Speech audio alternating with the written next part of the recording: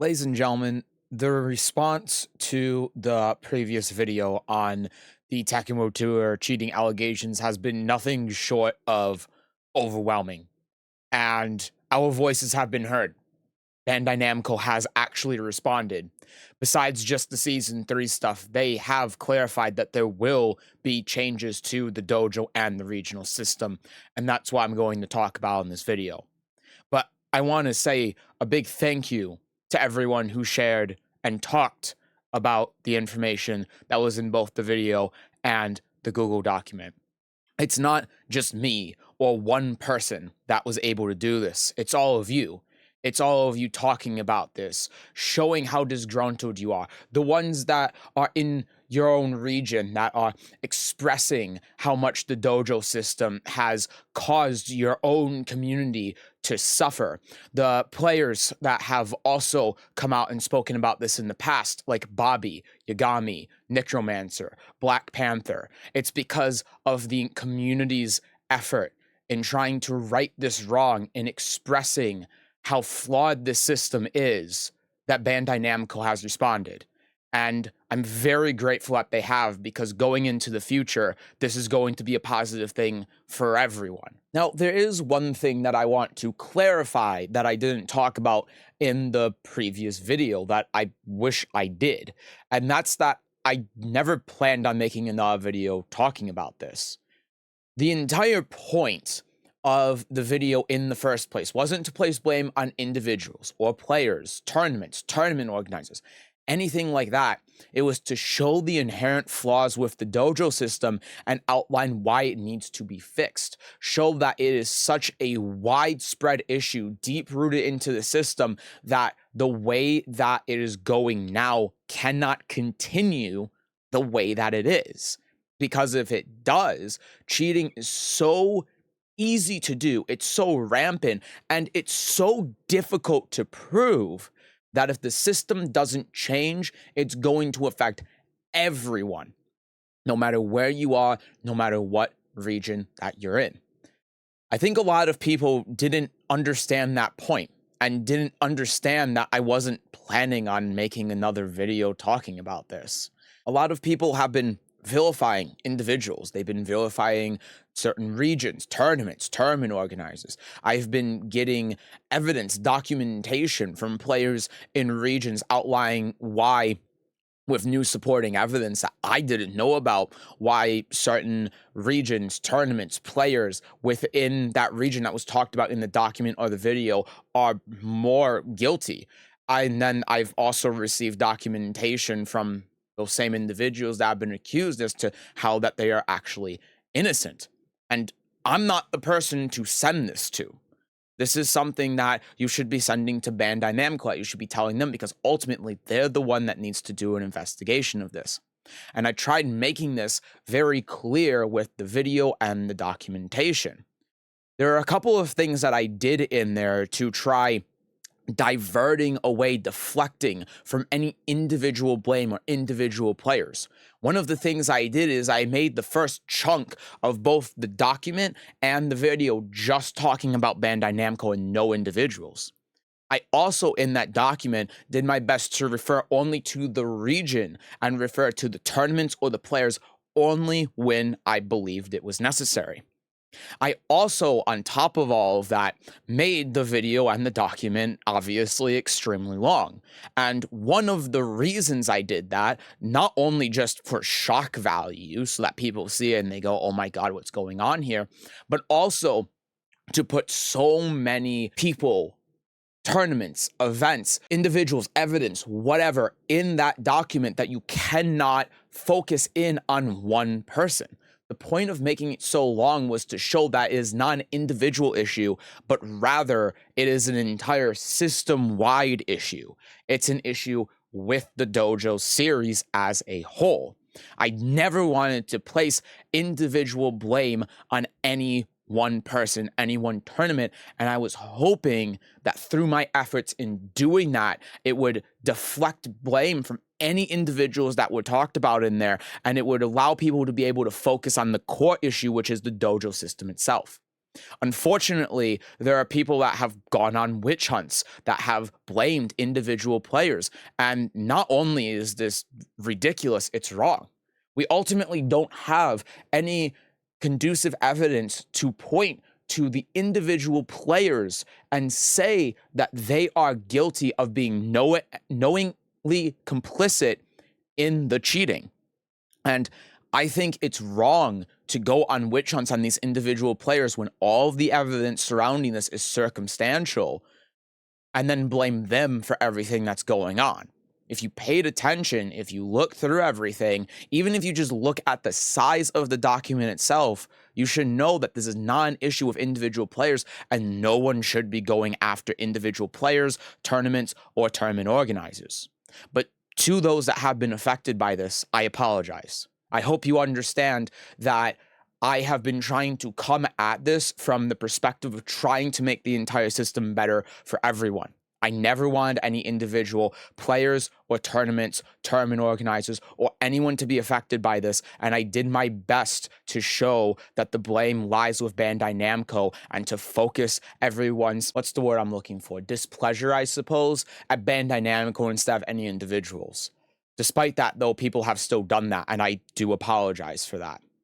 But I also, in the event this happened, one of the reasons why I put everything out so close to the end of the Tekken World Tour finals was so that no innocent people got caught in the crossfire of all of this and lost their Tekken World Tour qualification spot in the event that this did blow up and something like this happened.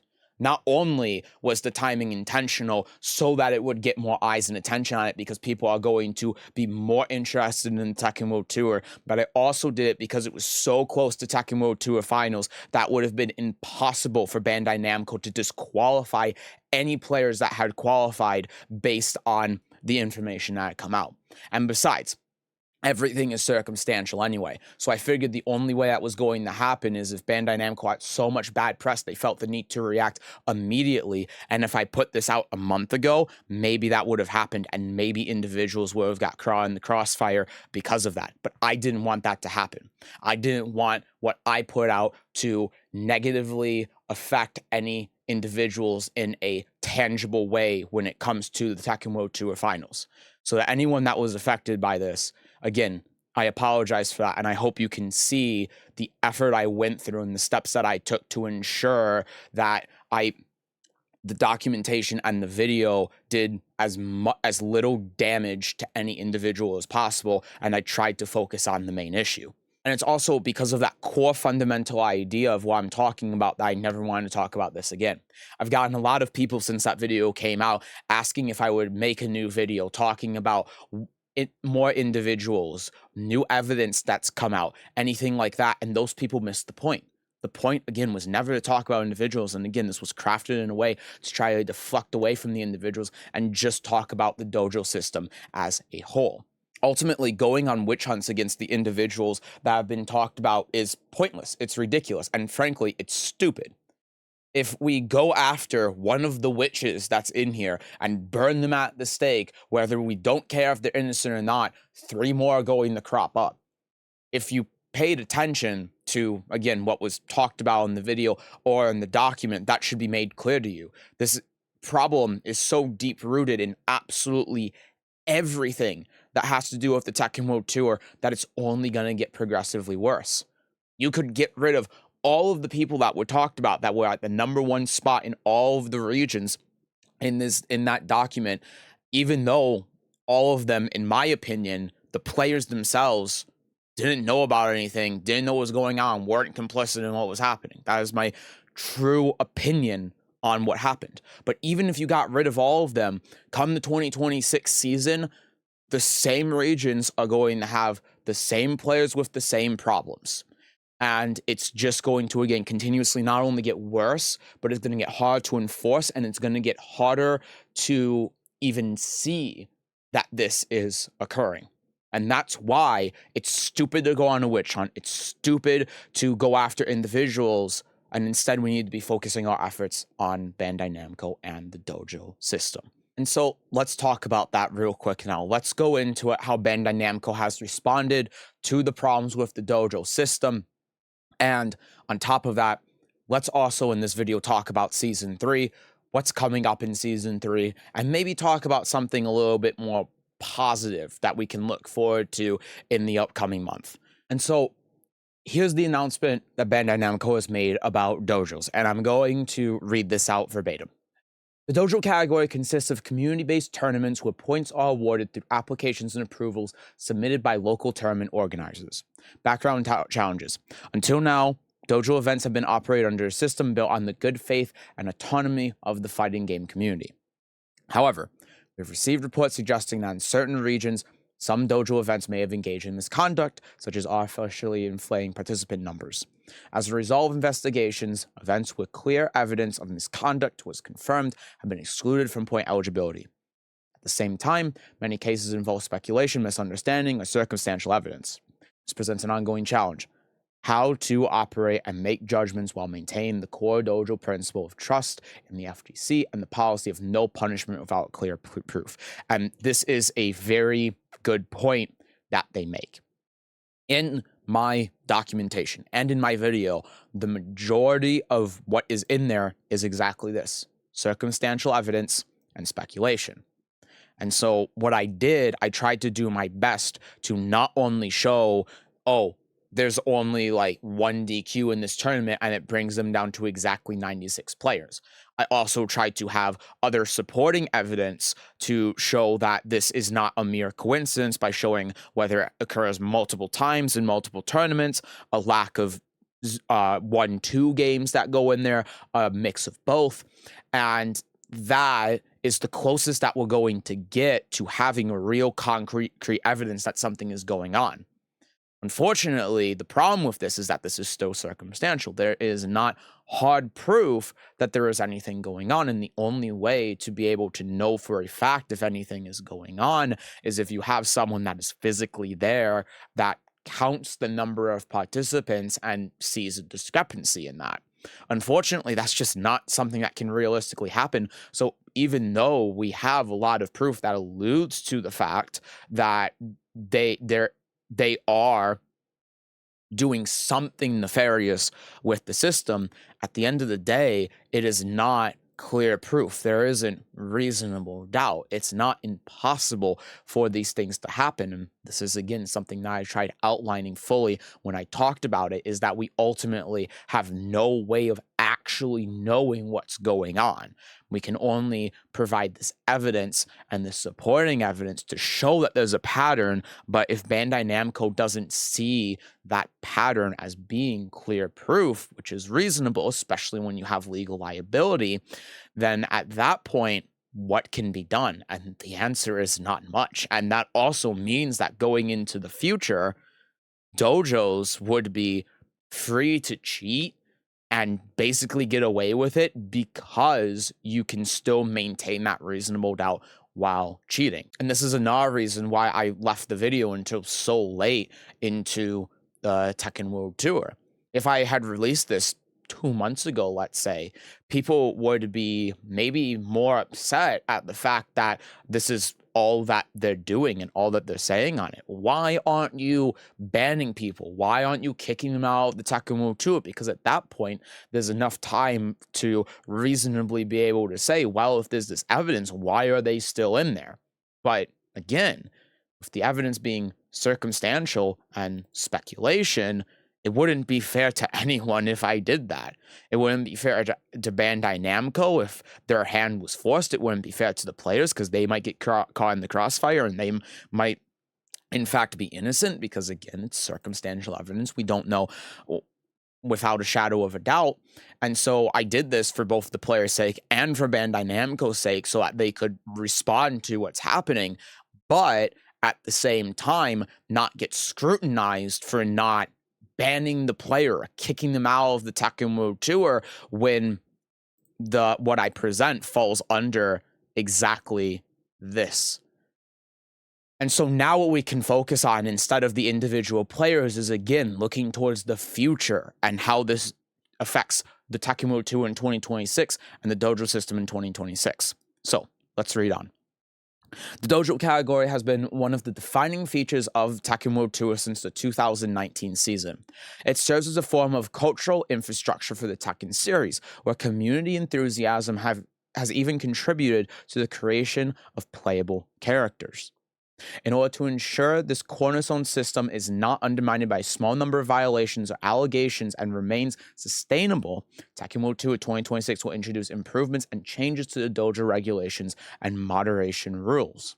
The number of checkpoints required for point assurance will be significantly increased. Only dojo events approved through a stricter review process will be eligible for points in Tekken World Tour 2026. Detailed application requirements and moderation policies will be announced at a later date.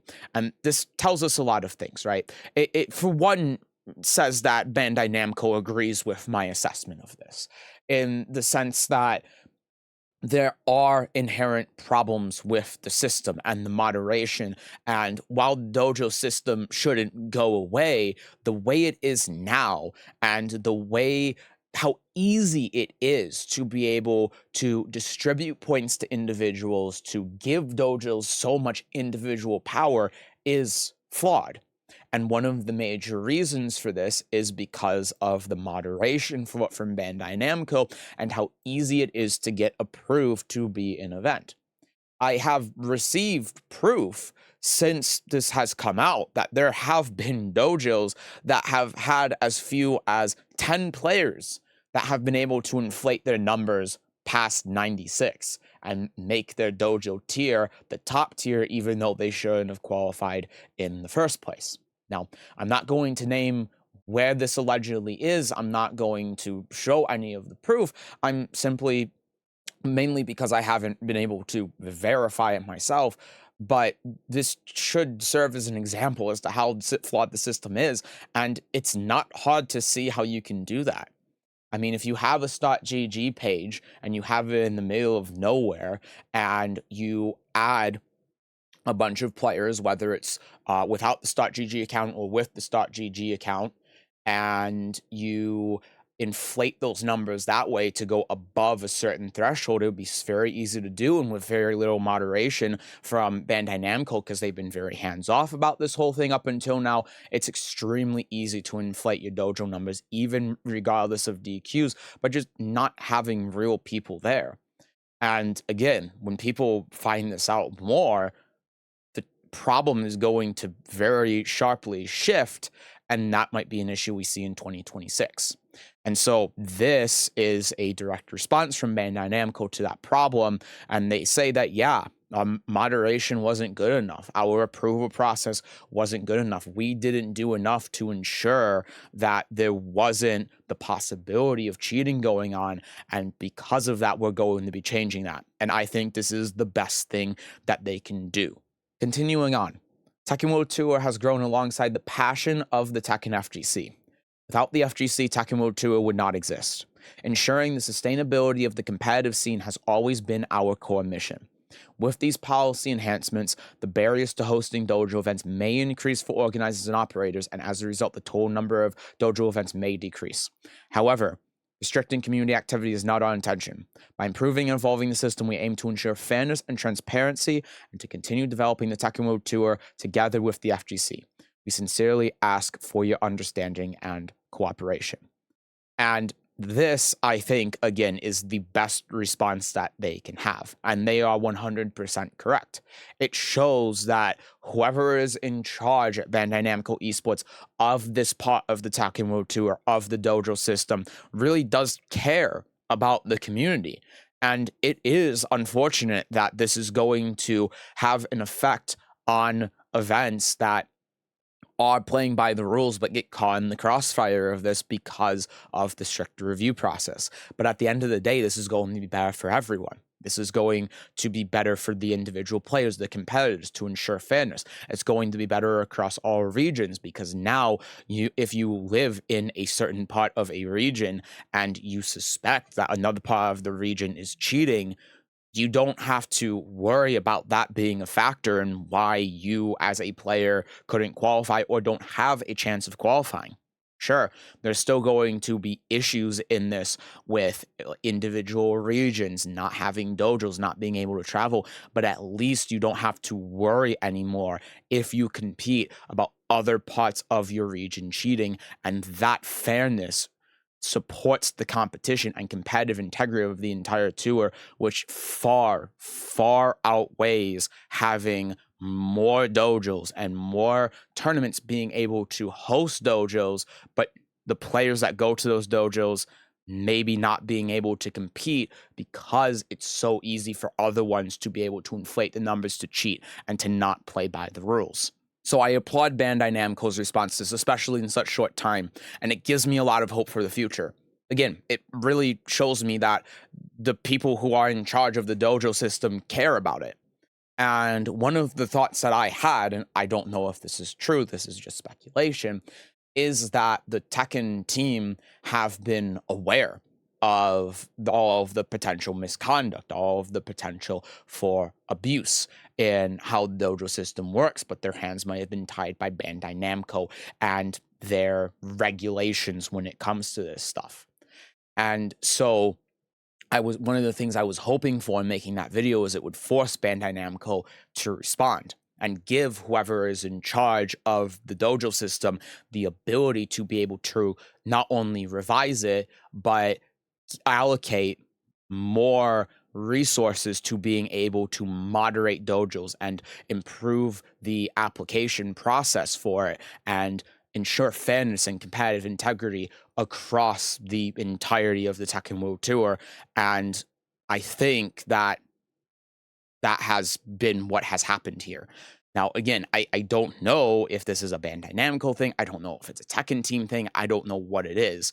But whatever the case, I wanted to give that ability to whoever is in charge of the dojos. And from this, it tells me that they're passionate about it. And if they're passionate about it, that tells me that they have been wanting to change it, but they maybe not have been able to. But also in doing this again, I wanted to give a voice. There are a lot of people that have contacted me in various regions and have told me that they have suspected cheating in their region, but have been scared to voice out because they're small and they would get ridiculed and they get attacked for daring to suggest that anyone is cheating or any tournament is cheating. I wanted to be able to give a voice to the people that were disgruntled with the dojo system as a whole, even if they're not affected by the cheating. I wanted to be able to give a voice to you in the community using my small platform. And it's clear that our voice was heard. I think the reason why the video and the document took off as much as it did and got so much attention is because so many of you have felt the same way I feel about the dojo system, but we haven't been able to speak about it because our voice wouldn't be heard.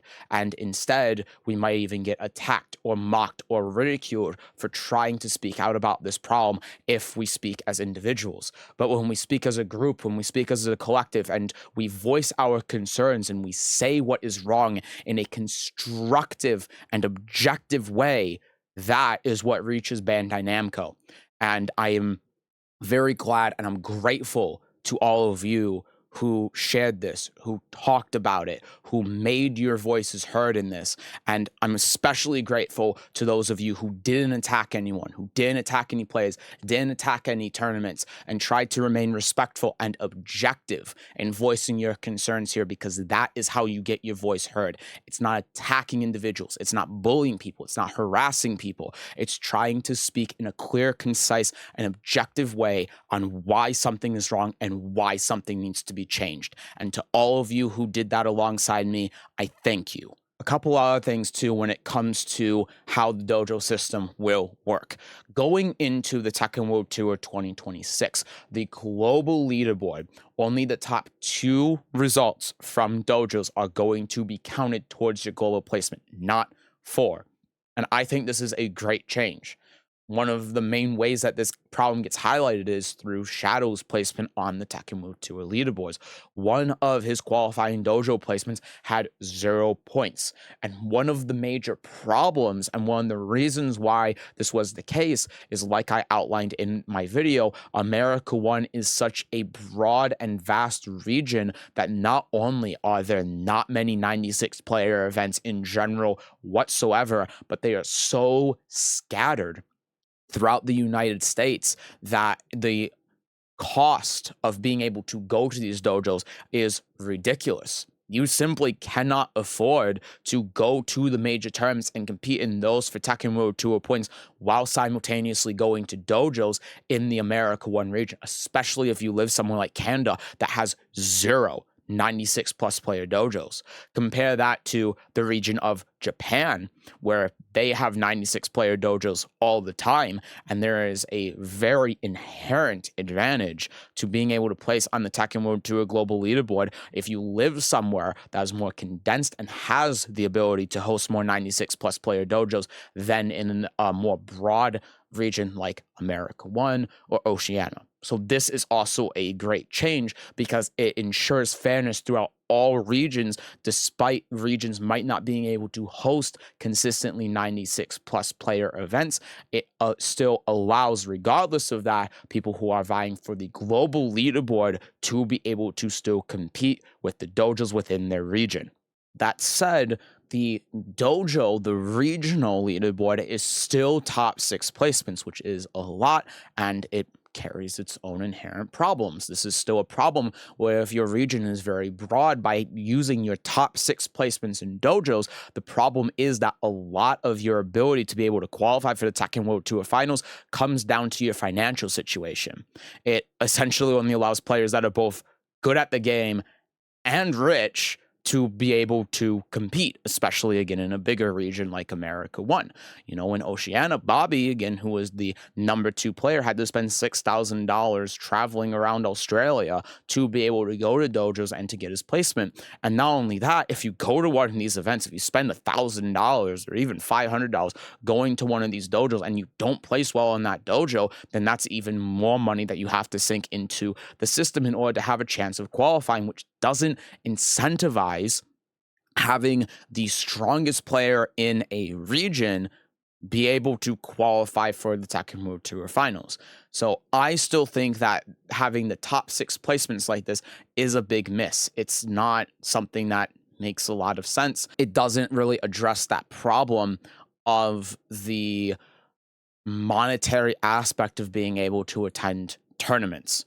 However, there is another part to this that still gives a little bit of hope.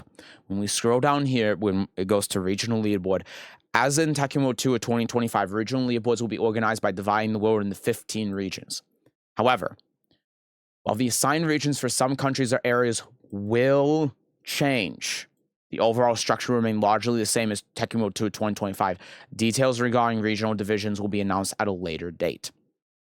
So, this means that they are going to be doing something about regions. And again, with how close my video and documentation was to the Tekken World Tour finals, assuming that this is in response to that, which it may or may not be, it wouldn't be enough time to be able to completely restructure the entire regional system. It just wouldn't make any sense, especially when you already have to focus on restructuring the rules for dojos. But this is something that they're working on. They are actively working on before May, completely upending and completely redoing the entire regional system. And we can see that here as well, where they are saying even though there are still going to be 15 regions, they are going to be changing those regions. And I hope that this means that they are going to change the America 1 region in some way. Now, how is that going to affect like America 2, America 3? I don't know.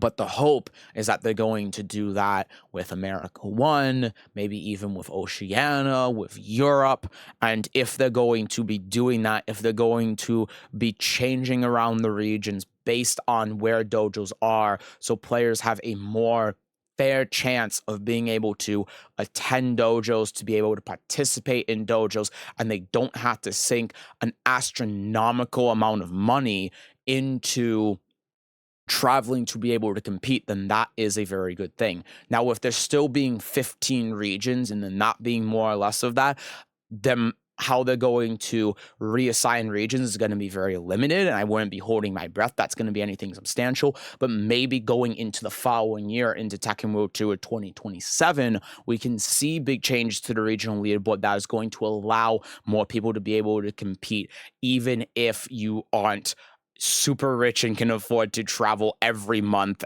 all the time. And so overall, the main takeaway from all of this is that they have listened. They have listened to us. They are making changes, and it seems like they're very down to earth and grounded on this, and they have acknowledged that there are problems with how the system works. And I am very grateful to Bandai Namco, and I applaud them for having this response to the system. Now, obviously, we're going to have to wait until May to see what exactly the changes are they're going to make, and to see how this is going to affect the dojos and how much moderation they're going to have, what the new rules are, what the changes to the regions are. But regardless of that, again, this is a great step in the right direction. It gives me and hopefully all of you some hope that going into the future, the system is going to get significantly better. All right, and now with that out of the way, let me take off my suit jacket here, and now we can talk about something a little bit more fun. We can talk about the Season 3 roadmap. Now, I had my reaction to Season 3 on the YouTube channel, and I reacted to it live on stream, and I went back through the video, and I talked about it, and I tried analyzing some things while I was on stream. Ultimately, I didn't put that in the reaction for a couple of reasons, but one of the reasons is that in the following day, when I looked back at it again, I found that my initial thoughts on looking back at the trailer may not be entirely fair. And so I want to look back at this again with a fresh pair of eyes, be optimistic, and try to look at Season 3 as what all of this would look like if we are going in the right positive direction. I think a lot of people, it's been mixed, right? People have been positive about, but people have also been saying, oh, Season 2, and they said the same thing in Season 2. And, that's something I want to talk about. So let's just go through this, and then we'll look back through the video, and we'll talk about some things in the video. First off, Season 3 Pass, second anniversary campaign. Let me just start with this. I do not like the Season 3 Pass having 120 hours of early access. I think it's, frankly, ridiculous. I didn't like the 72 hours of early access in the beginning. 120 hours of early access, I think, is just ridiculous, and it's not fair to people who can't afford to buy the Season Pass, and it's not even a case of the characters are coming out earlier. It's not like they're going to be doing patches earlier, and that's why, so the early access ends on the same date. They're just extending the early access through the weekend, which I think is dumb. And it tells me too that the Season 2 Pass probably didn't sell very well, because not only do you have that, but then you have the Aurora outfit pack, so this is probably a response to Season 2 Pass just not selling any copies. And, I don't like the early access. I think it's ridiculous. I think it's not fair to people. I'm never been a fan. Second anniversary campaign, you got new, titles and player cards and artworks and stuff, which is all great. I wish that they did this more frequently, but it seems like they're going to be having a huge collection of them that comes in batches every week leading up to Season 3. So the second anniversary campaign is this big thing that's sort of leading up into the next season, which I think is good. I like that they're doing something in the in-between season to try keeping people invested and as a countdown to the next season. That's all cool. Refined balance we'll be talking about when we look back at the video. Rank reset, I don't know how I feel about this. I didn't think there was going to be a rank reset, but I suppose that there is. I thought there wasn't going to be a rank reset because no one's reached the highest rank at GOD, but we'll have to see. There's probably going to be some changes to how the rank system works, because That's what they did last year, and in Tekken 7, that's when they changed the ranks as well. And I might just be looking at old man eyes because they never really did any rank resets outside of one time in Tekken 7, but sure, we'll have to wait for a Tekken Talk to see how that is. Kunimitsu, I'm extremely excited for. I love Kunimitsu. I know some people were saying no one asked for this character. I did. Stay salty. I know that you were losing to Kunimitsu's down forward 3-2 on the daily in Tekken 7. That's why you're traumatized by her, because you couldn't punish her up forward 3 and her up forward 3-4, even though it jails. I'm just going to say skill issue. I love Kunimitsu. I actually played her. I didn't just try to out gimmick people with her. I really did try to learn her. She's super cool, very unique, very fun character. And I'm a Yoshimitsu player, right? So Kunimitsu coming out is really cool, super exciting. Kunimitsu is very a lot like Yoshimitsu, has a lot of Yoshimitsu isms. I mean, Kunimitsu to Yoshimitsu is similar to Jin to Kazuya, right? Having any Manji clan characters like Kunimitsu, they are inherently going to share aspects, and Kunimitsu is very much like that to Yoshimitsu, and she makes Yoshimitsu into a Mishima archetype, and that's one of the reasons I gravitate towards her a lot as well. She's a lot like Yoshimitsu, but she fits my playstyle better than Yoshimitsu does, while still retaining the high skill ceiling and having a bunch of cool specialist stuff that you can do with her. And she feels more like a set play character in that sense with the mind games and everything than Yoshimitsu, where Yoshimitsu feels more like a mix-up character utilizing his gimmicks. I think that's really cool. I like her a lot. I could go on and on. I probably will in a video. I'll talk about her in Tekken 7, but she's great. Bob is going to be met with a lot of skepticism by a lot of people because of the war crimes of Tekken 6. In Tekken 7, Bob players were on crack. There's no other way that I can say it. Bob is a character that appeals to a very certain demographic of people, and I'm happy for those people that he is back for them. But we'll have to see how Bob is, obviously, when he releases. I think he fits very well into Tekken 8's system. He could obviously be a menace. He could be fine. It just depends, right? And then Roger, I think, is very funny. A lot of people are freaking out because they're like, oh, no, you're not ready for the giant swing and everything. But I think you have to look at Roger in a different lens, I was expecting in this season for there to be a character that has not been in Tekken 7, whose last appearance was Tekken Tag 2.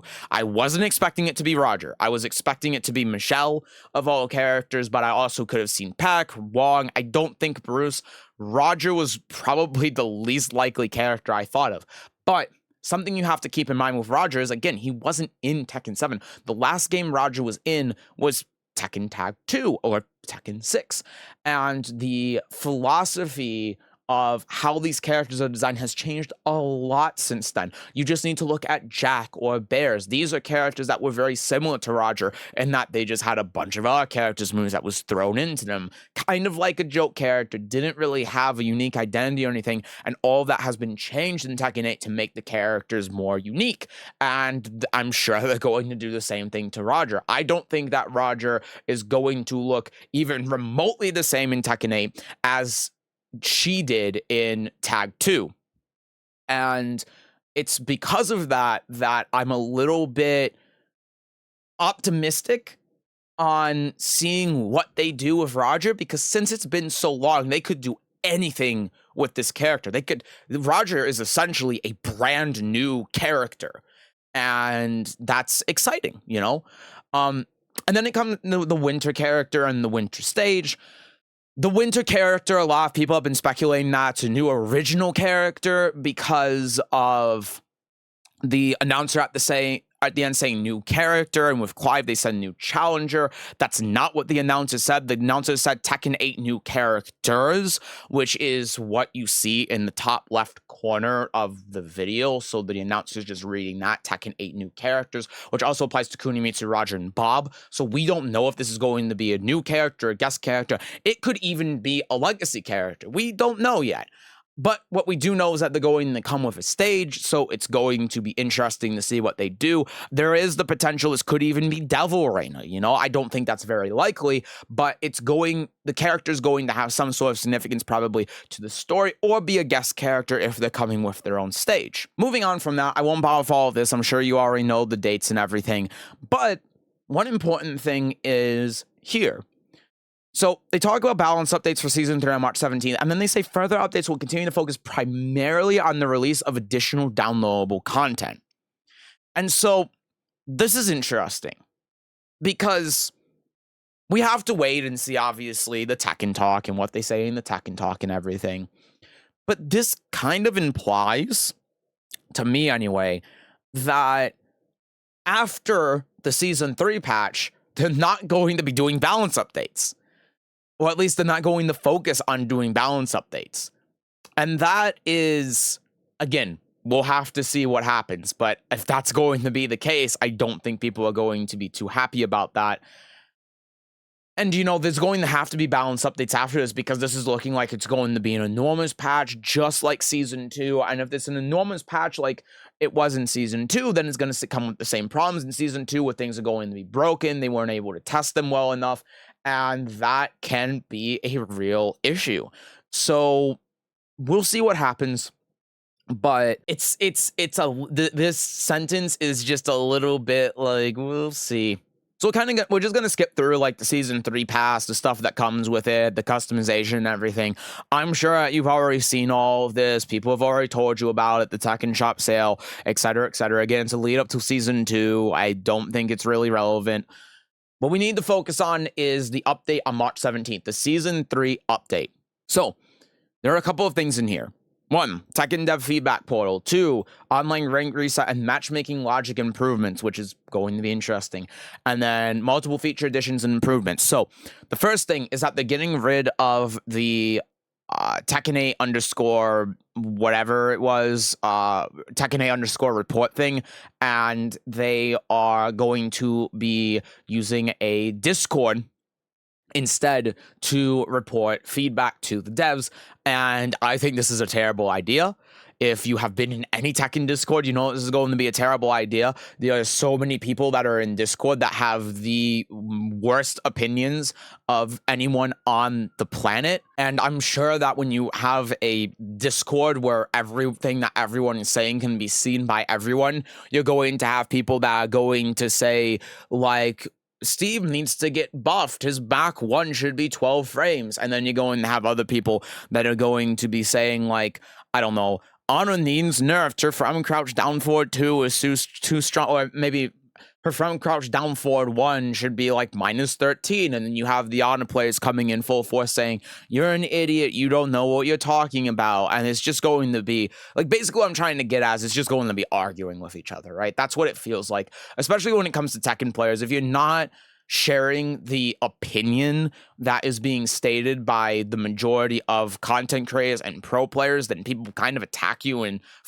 they argue with you and they degrade you, and I mean, the Tekken community is a pile of dog shit, but that's what you're going to be seeing in Discord as well. And especially if you have known players, known names in that Discord submitting stuff, and they say things and then people disagree with it, then they're going to get into arguments with that. Or you might have like people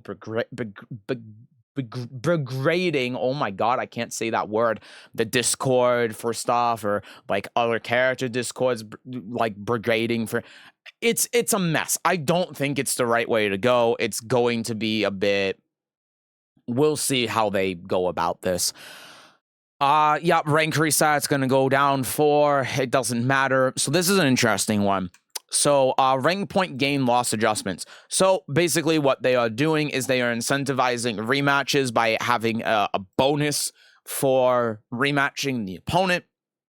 And so, you know, this has some pros and cons with it. Obviously, people have been wanting games to go a full set, and it's annoying when someone went and dones, and that is understandable. You know, you don't want to wait on the loading screen and then go back in and then have to wait another loading screen, and it's just a pain, right? You don't want to have to go through all of that.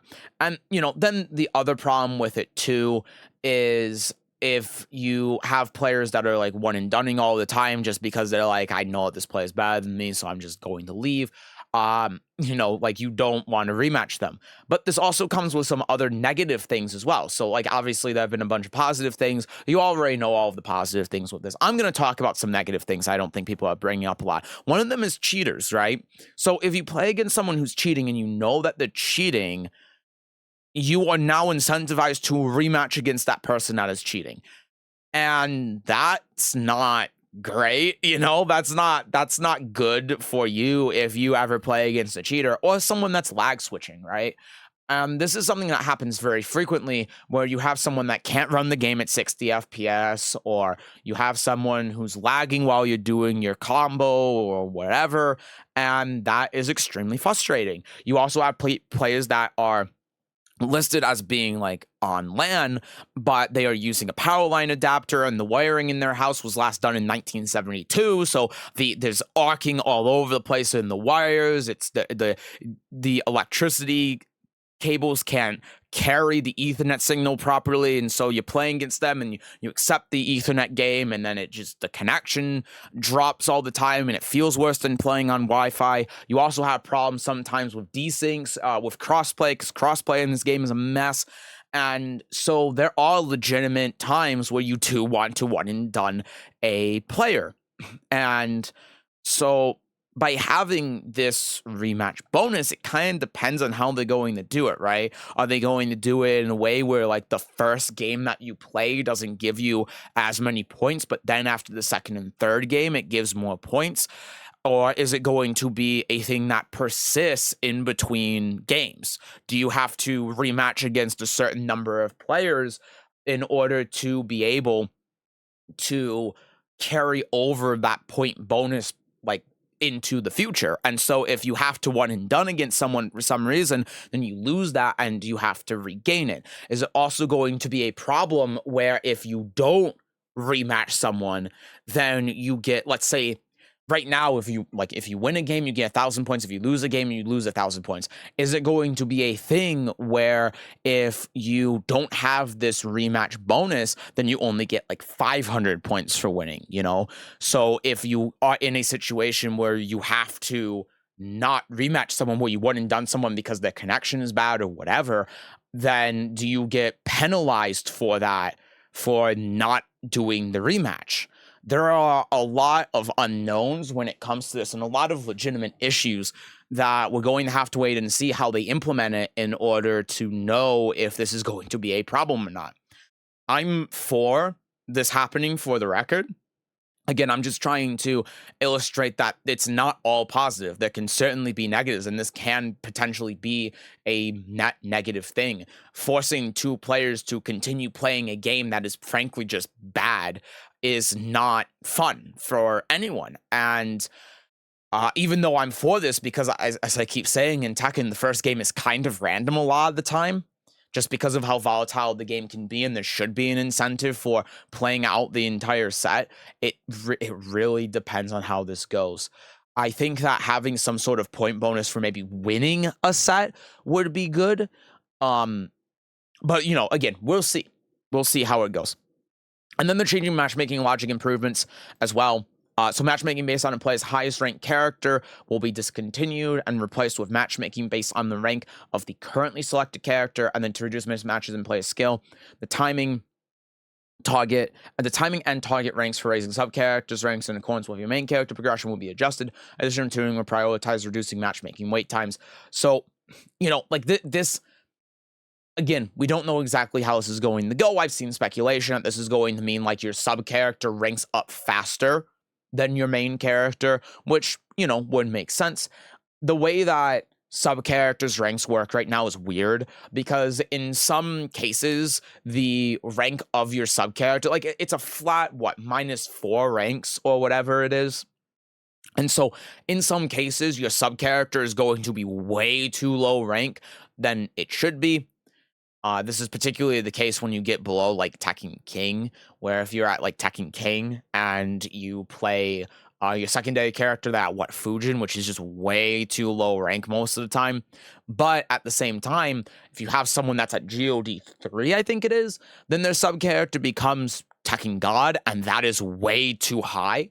You frequently see when new characters come out, a lot of the players that have their characters at that threshold to make their secondaries Tekken God constantly just immediately derank down the Tekken King because Tekken God is too high. So the system does need to have a revision. It's just a matter of how exactly that revision is going to be to see if this is a good change or not, because obviously it could be really bad. I mean, we saw the Tekken Prowess thing, but we'll see how it goes.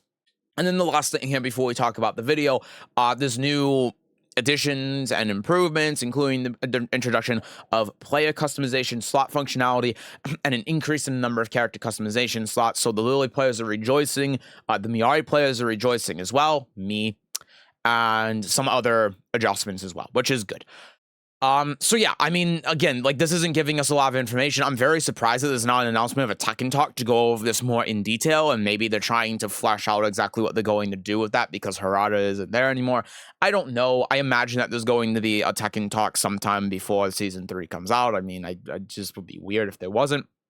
So we'll have to look out for that and see whenever that happens, what exactly these changes entail, because that's going to determine a lot. But this seems like overall positive thing, and like they're listening and they're trying to do the right thing and push the game in a positive direction. And it makes me feel vindicated for saying that they are going to do that, and they're trying to do that for the past 8 months, and not everyone has listened to me. So now let's go look at the actual video itself and see what we can see in the video from the very limited footage we have, and try to understand some of the logic behind the changes that are going on here. All right, so here we are with the Season 3 trailer. I've already obviously watched the Season 3 trailer, so we're just going to be going over the little bit of footage that's in here as well to round off talking about Season 3. I'm going to be talking about it in bits and pieces here. So let's start with the footage here. And one of the important things about everything that we're seeing here is that it all has something to do with heat. So we see here Xiaoyu doing a heat engager, so that means there's probably going to be some change to the heat engager. We see Asuka's heat smash here, and what it looks like to me, what's going on here with the heat smash is that it's changed so that it's doing the animation where, like, they flip over and they land on their legs. I assume that's going to be the case because I don't know why you would show Asuka's heat smash and it just not changing when there are other things in here that have changed. We see Paul and Brian's special intro, which again tells me they might be doing something with that to add more flavor to everything. But it's when we get into the bottom part that we see more obvious things. One thing that we see here is with Claudio's DP, while in heat, his down back 1+2. It's kind of hard to see from the animation. And one thing that they clarified is going to be changing in Season 3 is that they're going to be focusing on changing how installs work in relation to the heat system. So again, while they're not showing exactly what's changing, they are showing that with Claudio's DP that, oh, that's something that's being changed. They're showing heat burst in a combo here with June. So that, again, is something that is presumably going to be changed. And then the other thing that you see here as well with Laws, which you can't see because of my big old head, is him doing Den 3. And there you go. I was managed to move out of the way. It is no longer a homing move.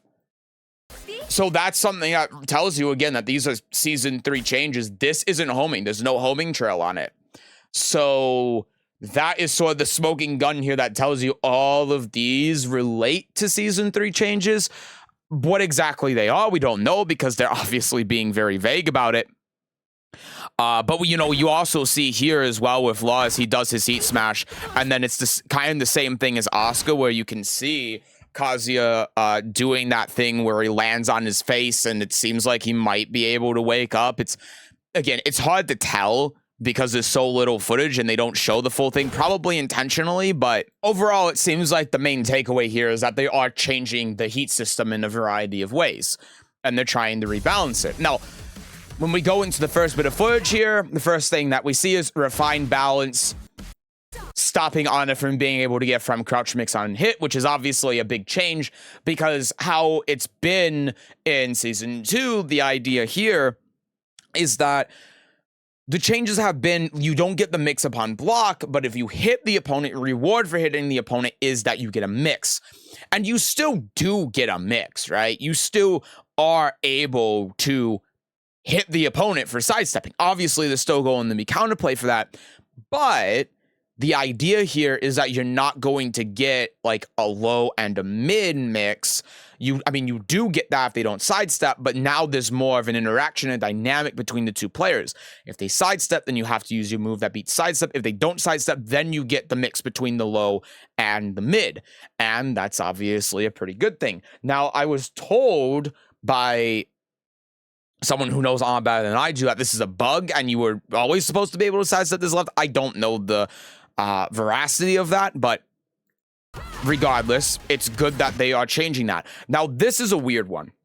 This is a very weird one. Asuka's down 1+2 into 4-2, showing that it no longer hits, but the way that this person did Asuka's while running 2 is so bad that I don't know if that's actually... I mean, they wouldn't show this if it was still guaranteed, but they did the while running 2 so badly that if you do instant while running 2, I don't know, maybe it still hits. It's weird. Now, the word that they use here is conventional. And, conventional is trying to say that it's stuff that's supposed to be more, like, accepted by people, right? It's supposed to be more normal. And one of the things about Asuka's down 1+2 and the 4-2 is that she was able to just loop her pressure continuously because of how the knockdown after 4-2 worked.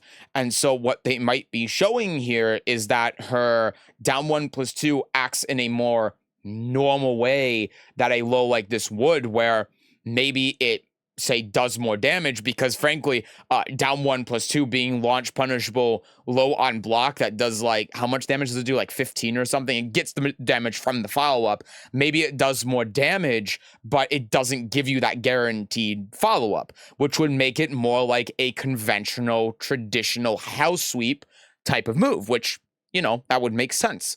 And then if you are at the wall and you do it, then you get that guaranteed 4-2 follow-up because there's no pushback. That could be what they're trying to say here, and that means that they're trying to make moves like this more like normalized. And that can go one of two ways, right? That can either go in the positive direction where it's like we're thinking about the balance and we're thinking about making things not aggravating to deal with, not allowing pressure to be looped, or it could be making it as like we're homogenizing everything, like down 1+2 and the 4-2 is a unique thing from Asuka, but if you just make it into a house sweep, then it's just a house sweep, and that's not interesting. So again, something we'll have to see when the patch notes and the Tekken talk comes out. Then we go into more focused.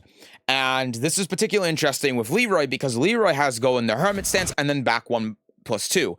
And so when I first saw this, I freaked out because Leroy is, in my opinion, the most underrated character in the game. Now, granted, I don't know the character very well. I don't know the matchup very well, so don't take what I say about that seriously. But one of the reasons Leroy is so strong is because he has back 1+2, a -10 on block, save in heat, counter hitting mid, which is just it's a ridiculous move, right? Especially in Tekken 8 system. Like having any 12 frame counter hit launcher is strong. Having any 12 frame mid is strong. So having a mix of both is ridiculous. And one of the things that Shotgun does, similar to why they remove Magic 4s in Tekken 8, is it allows Leroy's offense to just continue, because if you attack into him slightly wrong, if you do a low at the wrong time when it's your turn, Shotgun comes out, you get launched, and you eat like 120 damage because Leroy's combo damage is absurd. And the risk that Leroy takes with it only being -10 is fairly minimal. So what I've heard some other people say about this is that maybe this is only locked into Hermit stance now, which would be interesting. And it wouldn't necessarily be new. Like with Zafina, her back 1+2 got locked into Scarecrow stance. And that would make a lot more sense because Leroy is supposed to be a defensive orientated character. But the problem is that the variety of moves, the options that he has, makes him very offense oriented, and his defensive tools, like shotgun, make his offense stronger because when his turn ends, when his momentum ends, it's scary to attack into him because he can just throw up his hands and then kill you for daring to interact with him. And shotgun is one of the main components of that happening. It is supposed to be a defensive tool, but it kind of works more as an offensive tool.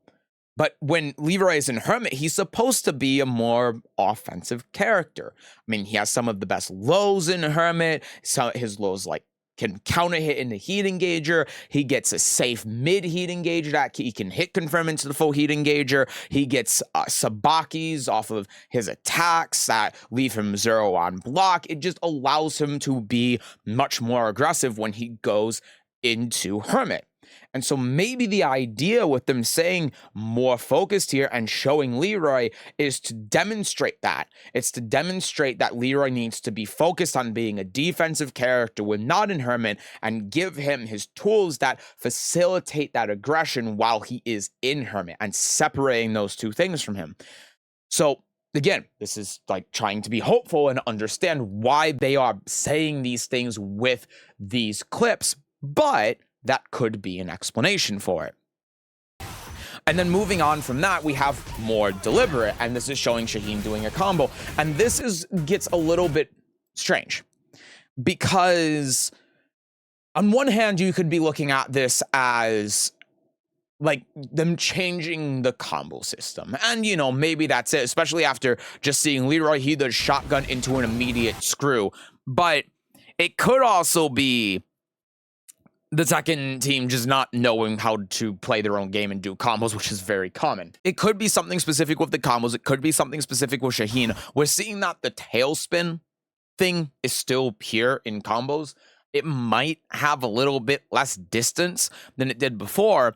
But what I'm thinking, because they're saying more deliberate, is they might be changing the property of this move in particular, right? So a lot of what we've been seeing throughout here can be looked at in the lens of being nerfs, right? The sidestep against Ana, the down 1+2 here, shotgun only being in stance. So we're sort of seeing this common pattern of there being nerfs. In Leroy's case, this could be a buff, but I just don't see why they would do that. It doesn't make a lot of sense. So assuming that this is a nerf with Leroy, it would make sense that we're seeing a nerf with Shaheen as well. And so by more deliberate, maybe this is trying to state like moves doing specific things or performing specific actions. So maybe what they're doing with Shaheen is they're changing the charged up to from being a guard break, which is something that, again, a lot of people have advocated for, is just getting rid of guard breaks because they're dumb and stupid. And I don't think I necessarily agree with that, but some guard breaks can do a lot of egregious things. And maybe what they're doing by showing this, because this isn't a combo you can normally do, is that they are making the purpose of Shaheen's charge up to deliberately supposed to be a combo tool. Because right now, the only thing it really does is you use it like post-heat engager, and then you guard break, you get a follow-up, you go in the stance, maybe you can loop that offensive pressure because of your plus frames. And so perhaps that's what they're trying to show here, is they're trying to make the use of this move more deliberate. Again, I'm spitballing here. I'm throwing things at the wall, but I'm just trying to gain an understanding of why they're trying to show these specific things with these words, because we don't know fully. It could also be the case with it, yeah, they just buff Leroy and he has shotgun in Hermit too, which is stupid. And now this with Shaheen he has more better combo routes, which is stupid. Like, and also that like Asuka just missed her punish because she's stupid, and like, you know, I'm making assumptions here, but we all have to make assumptions when looking at this. And then when we go to a fresh start, right? So Reina does her down 2, 1+2, goes into stance here. Oh, Jesus God, what's happening? So she does this, she goes into a stance, and now she has a homing high that on counter hit, you can see the counter hit spots here. is giving her a guaranteed down forward 1/1+2. And so this is an interesting thing, right? Because they showed the buff to sidestepping, and I don't know if this is going to be on individual moves or if it's going to be sidestepping getting buffed across the board. Again, we don't know. But one of the things about the down to 1+2 is that if Reina does the mid out of stance, then you can power crush through it. And this, to me, is the intended counterplay. You can also sidestep it. And I saw people arguing with this, like, oh no, the homing high, it beats sidestep. You can't sidestep it. And then Reina players were like, well, you couldn't sidestep it anyway because she can wave dash afterwards and then hit you for sidestepping. And it's like, well, if you do that, then they can launch you out of it if they have a read, right? So that's part of the dynamic there. So people are trying to say sidestepping is fake after down to 1+2 because she can wave dash and then track your sidestep. But it's like, if you do that, then you're giving up your plus frames to do that and you can get interrupted, right? So now the problem is that because she has this homing high, it stops that dynamic of the opponent being to interrupt your wave dash or whatever, the track sidestep, and now you can just do it naturally out of the stance.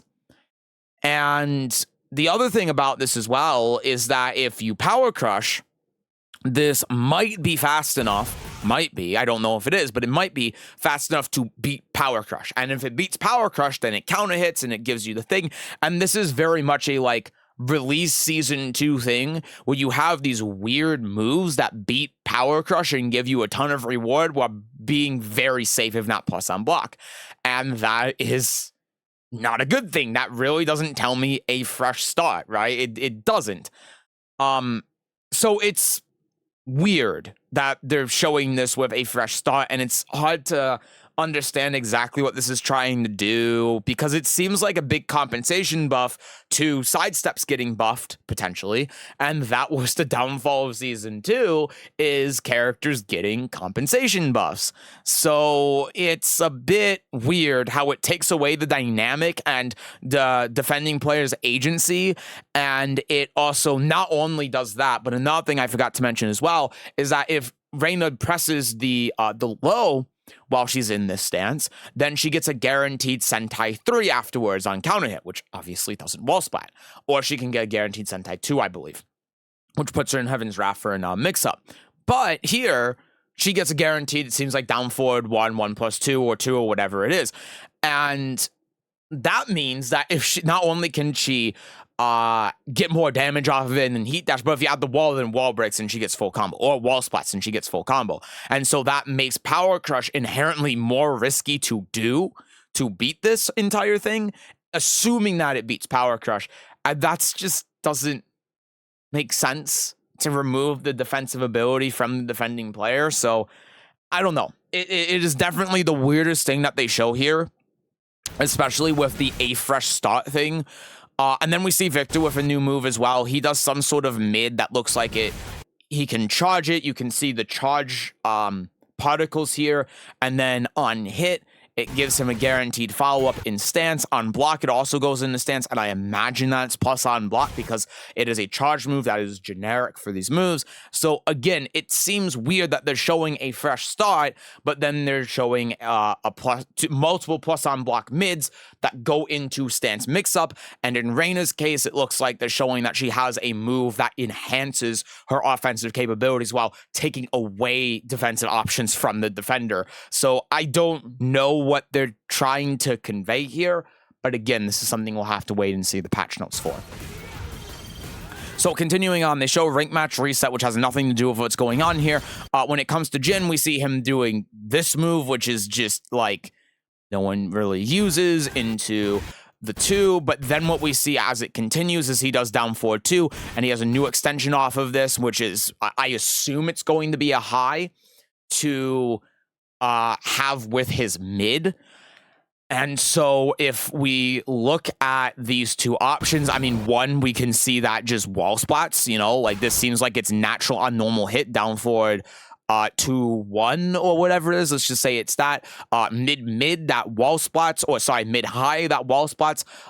pretty ridiculous, and maybe that's because they're nerfing the mid, but again, it just seems like it's doing that thing where it's further increasing Jin's offense. We're taking away defensive options, because now if you're the defender and you just block that, assuming again that this is a high, then Jin just gets to get away with this for free. So like, why?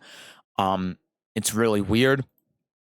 We see a similar thing here with Lars down here, where he has his old like while rising 1+2, and this is a new move as well. This to me, people have been saying this is a new low. This to me, it's hard to say because of the startup frames, but this looks like, based on the hitbox, a mid.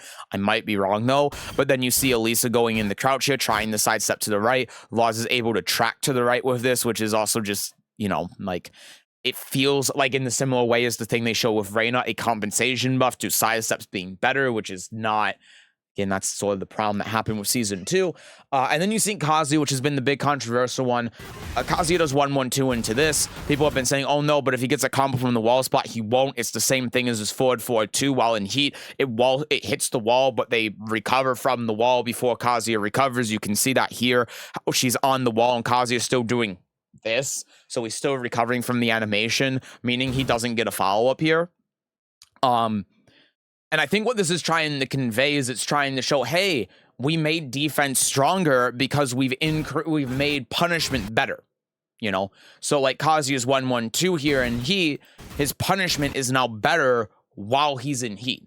And, you know, another thing with this as well is he has 1-1-2 forward, right, already, but you don't use it at all because it's not worth the extra damage you get, the side switch, you know. So they've changed it to be a different move entirely, which is his forward 2, and again, we'll have to see. But the bit of a problem I have with this is it's like, okay, well, if you're trying to show us to show that, like, hey, we've made defense better because we've made punishment better, at the same time, the problem with this becomes that Kazuya can also use this offensively. And so by buffing his punishment defense with 1-1-2, he can just, his 1-1 is better because it does this wall thing. And, you know, it's, again, we'll have to see what happens, but it is a little bit weird. And then speaking of weird, you see that Lee now does slide, and instead of being crouching, getting a front crouch mix-up, he just goes in the hitman and then hits you with the 2 while you're trying to crouch for the follow-up front crouch down forward 4, which is, you know, like another thing where all of these are showing like, hey, we've buffed offense. And to me, that's sort of the same problem as what was happening in Season 2, right? Where they said, hey, we're going to buff defense. And they did, you know, the intention behind buffing defense was to buff Power Crush. And so they made an emphasis. The entirety of Season 2 was like, hey, all of these characters have these new, like, plus on block stance transition tools. But if you use your defensive technique Power Crush, the premier defensive move of Tekken 8, then it beats all of the mids and highs while in stance. So that is improving defense against stance 50-50s.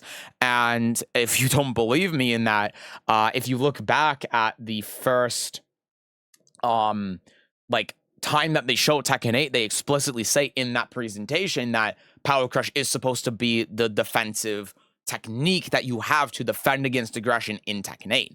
And so that was their idea of, you know, buffing defense, is that you have access to Power Crush. But obviously that didn't really get received well, and people didn't even see that as being a defensive buff. No one really saw that as emphasizing the defense. And because of them enhancing defense by making Power Crush more powerful, they gave a bunch of compensation buffs to characters, and one of the more like explicit examples of this is giving characters Heat Smash while in stance, so that while they're in heat, they can more freely continue their offense, because if the opponent tries countering it with Power Crush, then Heat Smash will beat them for doing that. And that was a major flaw. And I'm kind of seeing some similar things here where it's like, okay, yeah, you have these nerfs, but then when we look at stuff like this, we're seeing, in contrast to that, a bunch of buffs, to compensate for how they're trying to buff defense by buffing aggression. We especially see it over here with Lars. And so it's a little bit like giving me deja vu and flashbacks of how they were approaching season 2. And it depends on how you look at it, right? You know, we don't know everything. We don't know all of the patches. Haven't seen the patch notes. There hasn't even been a Tekken talk. So we don't know if there are more reasons for everything that they're showing and everything that's going on. But regardless of that, it's pretty telling when they start with a bunch of nerfs, and then they're like, hey, guys, don't worry, there are still buffs, which is part of the problem, right? They think that buffs are things that the community and the players expect and they want, but most people don't want buffs. And it kind of tells me in some way that they are a bit out of touch with what the community wants. I think that they're doing a better job with it, and I think that throughout season 2 they did a better job than the release of season 2 and in season 1, but it still leaves me with some questions, and it leaves me with a bit of worry as to what exactly their thoughts are on what the community wants going into season 3. But the only thing I can do at this point is hope that they've hit the mark. And the reason why is because, well, we have to, you know, there's no other choice, because if they do the same thing as season 2 again, then the game dies. Season 2 already had huge irreversible effects on the offline scene locals of Tekken. Like, my locals don't exist anymore after season 2 came out. Now, granted, there are a couple of different reasons for that, but a lot of the people that played Tekken at my locals didn't primarily play Tekken. They played like Street Fighter, they played like Guilty Gear Strive, and they would play Tekken just for fun. And season 2 drove out everyone that was like that.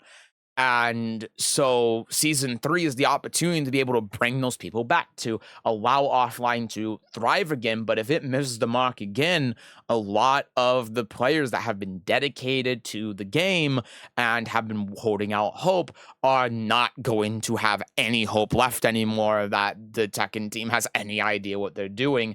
And that is obviously going to bring a bit of worry, especially when you see this and it's not immediately standing out when you see all these examples that they're showing as like, yes, they're in touch, they're doing exactly what we want, because they're showing a bunch of buffs for no reason. No one's really asking for more buffs, you know? I mean, yes, granted, like, this is showing that, like, oh, characters have new moves and stuff, but you know, like, those are also inherently buffs, and that's not exciting for anyone right now. No one's getting hype over this new move that Lars has. No one's getting hype over Kazuya being able to do his laser follow-up after 1-1-2. People are looking at this, instead of being hype and exciting, like, my character gets new things, they're looking at like, oh, that's a bit, why are they, what? Why are they? It's worrying for a lot of people rather than being exciting. And so, again, I'm cautiously optimistic. I am hopeful that this is going to be in a positive direction, and they're just showing these things because it's like new moves, and of course they're going to be new moves, and there are going to be a ton of nerfs that come with it, and they're changing the game entirely, and they really do have the right idea on what they need to do in order to be able to make the game better and to fix the game. But I think it's important to also not get your hopes up too much because of what's happened in the past, not just with Tekken 8, but also in Tekken 7. So, anyway, that's going to be everything from me. That's everything I have to talk about. Thank you all very much for watching this. I appreciate all of you, and I will see you again, probably a little bit later, but mainly in Season 3, where I will be going over all of the changes. I'll be talking about the entire patch notes, and I will have a series of videos talking about all of the changes to all of the characters in Season 3, just like I had in Season 2, to help you all understand all of the Season 3 changes and all of the counterplay and how it affects all of the characters in the game. So if that's something that you're interested in, if that's something you look forward to, I would appreciate if you would consider subscribing. Thank you all very much for watching, and I will see you in the next one. Bye-bye.